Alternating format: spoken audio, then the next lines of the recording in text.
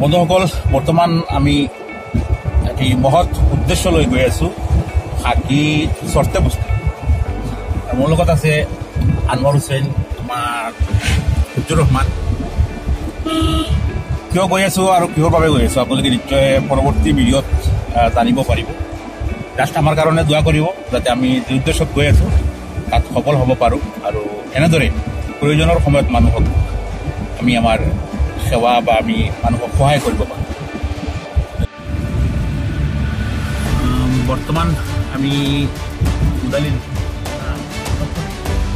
9 কোটি আছোঁ আৰু গৈ আছোঁ আমাৰ লক্ষ্যৰ ফালে বেছি দূৰ নহয় ইয়াৰ পৰা অতি সোনকালে আমাৰ ঠাই পাই মন্দিৰ অতি সোনকালে আমাৰ মন্দিৰ পাই যাওঁ জাষ্ট আপোনালোকে ৱেইট কৰক পৰৱৰ্তী আমি নিশ্চয় দেখুৱাম পৰৱৰ্তী ভিডিঅ'ত ৰাস্তাটো ভাল বেয়া নহয় এনেদৰে খুব ৰিচেণ্টলি ৰাস্তাটো হৈছে আৰু ভাল লাগিছে এই অঞ্চলৰ যোগাযোগ তাৰপিছত কি আছিল আৰু ভাল কোনো সমস্যা নাই নেকি